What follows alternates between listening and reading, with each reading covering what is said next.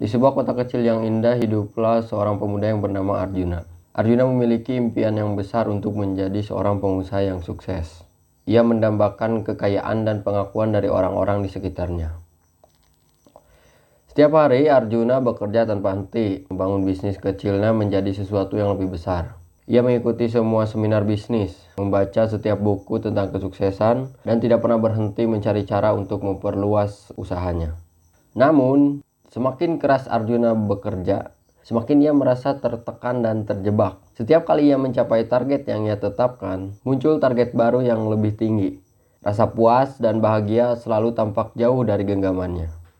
Ia mulai merasa cemas dan lelah, tetapi tidak tahu bagaimana berhenti. Arjuna menjadi sangat terobsesi dengan kesuksesannya sehingga ia mulai mengabaikan hal-hal lain dalam hidupnya. Ia mengabaikan teman-temannya, keluarga, dan bahkan kesehatannya sendiri. Setiap kali ia duduk untuk makan malam bersama teman atau keluarganya, pikirannya selalu melayang ke bisnisnya, menghitung keuntungan dan merencanakan strategi baru. Suatu hari, Arjuna mendengar tentang sebuah kebun rahasia di tepi kota, yang konon katanya bisa memberikan ketenangan dan kebahagiaan bagi siapa saja yang menemukannya. Arjuna yang selalu skeptis terhadap hal-hal yang tidak bisa diukur dengan angka, mengabaikan cerita itu dan kembali fokus pada bisnisnya. Pada suatu sore yang tenang, Arjuna bertemu dengan seorang pria tua yang bernama Pasastro di pasar kota. Pasastro ini adalah seorang petani yang terkenal dengan kebun bunga yang indah.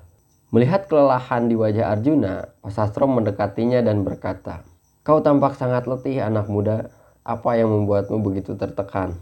Arjuna menceritakan semua ambisinya kepada Pasastro. Bagaimana ia merasa tidak pernah cukup dan selalu terjebak dalam pengejaran tanpa akhir. Pasastro tersenyum dan berkata kepada Arjuna, "Kadang-kadang, semakin kita berusaha keras untuk mencapai sesuatu, semakin kita merasa jauh darinya. Pernahkah kau berpikir untuk melepaskan sedikit saja bebanmu?" Pasastro pun mengundang Arjuna untuk mengunjungi kebun bunganya. Awalnya Arjuna ragu, tetapi akhirnya ia setuju. Di kebun itu Arjuna melihat keindahan yang luar biasa. Bunga-bunga yang bermekaran dengan warna-warna yang menakjubkan, kupu-kupu yang berterbangan, dan angin sepoi-sepoi yang menyegarkan. Lalu Pasastro berkata kepada Arjuna, "Lihatlah bunga-bunga ini. Mereka tidak berusaha keras untuk tumbuh. Mereka hanya menerima apa yang diberikan alam dan berkembang sesuai waktunya." Arjuna duduk di sana, merasakan ketenangan yang belum pernah ia rasakan sebelumnya. Ia mulai merenung tentang hidupnya dan ambisi-ambisinya. Untuk pertama kalinya, ia merasa kebahagiaan yang datang secara alami, bukan dari pencapaian atau pengakuan, tetapi dari momen-momen sederhana dan keindahan yang ada di sekitarnya. Hari demi hari, Arjuna mulai mengunjungi kebun Pasastro lebih sering. Ia belajar untuk menikmati momen-momen kecil dalam hidup dan melepaskan sebagian dari keinginannya yang berlebihan. Ia tetap menjalankan bisnisnya, tetapi dengan cara yang lebih santai dan penuh kesadaran. Ia mulai menghabiskan lebih banyak waktu dengan teman dan keluarganya, merawat kesehatannya, dan menemukan kembali hobinya yang lama terlupakan.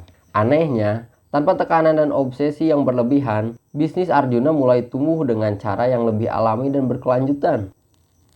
Pelanggan mulai berdatangan lebih banyak, dan Arjuna merasa lebih bahagia dan puas dengan kehidupannya. Ia menyadari bahwa kebahagiaan sejati tidak datang dari pencapaian eksternal, tetapi dari penerimaan dan kebijaksanaan dalam menjalani hidup. Kisah atau cerita Arjuna ini menggambarkan bagaimana seseorang yang terobsesi dengan pencapaian dan kesuksesan dapat terperangkap dalam paradoks keberhasilan. Apa itu paradoks keberhasilan? Paradoks keberhasilan merujuk pada situasi di mana tindakan atau strategi yang awalnya berhasil dapat mengarah pada kegagalan di masa depan jika tidak diadaptasi atau diperbarui. Paradoks keberhasilan ini adalah poin pertama dari bab 1 buku Sebuah Seni untuk Bersikap Bodo Amat karya Mark Manson. Manson menjelaskan paradoks ini melalui konsep yang disebut backwards law atau hukum terbalik yang dipopulerkan oleh filsuf Alan Watts.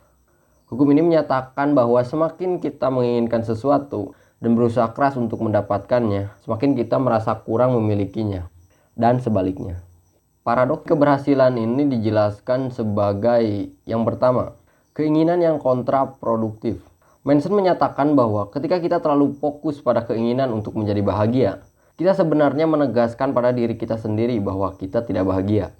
Dengan kata lain, semakin kita ingin menjadi kaya, semakin kita menegaskan pada diri sendiri bahwa kita tidak cukup kaya saat ini. Kita ingin menjadi kaya karena kita menyadari bahwa kita tidak kaya. Kita diam di depan cermin dan meyakinkan diri kita bahwa kita cantik atau kita ganteng. Kita cantik, kita ganteng. Karena kita tidak meyakini bahwa kita cantik atau ganteng. Seperti jika seseorang ingin merasa lebih percaya diri, dorongan ini sebenarnya bisa membuat mereka merasa kurang percaya diri karena mereka terus-menerus menyadari bahwa mereka tidak percaya diri. Yang kedua yaitu obsesi yang menghalangi. Manson berargumen bahwa obsesi terhadap kesuksesan dan kebahagiaan dapat menjadi penghalang untuk benar-benar mencapai kesuksesan dan kebahagiaan itu sendiri. Obsesi ini dapat membuat seseorang merasa cemas, tidak puas, dan terus-menerus mengejar sesuatu yang selalu tampak di luar jangkauan. Ketika kita berusaha terlalu keras untuk menjadi sukses, setiap kegagalan kecil bisa terasa sangat besar dan menghalangi kita dari melihat kemajuan yang sebenarnya telah kita capai. Yang ketiga, melepaskan keinginan berlebih. Solusi yang ditawarkan oleh Manson adalah untuk melepaskan keinginan yang berlebih dan menerima kenyataan kita saat ini. Dengan mengakui dan menerima kekurangan serta keterbatasan diri, kita dapat merasakan kebahagiaan dan kesuksesan yang lebih sejati.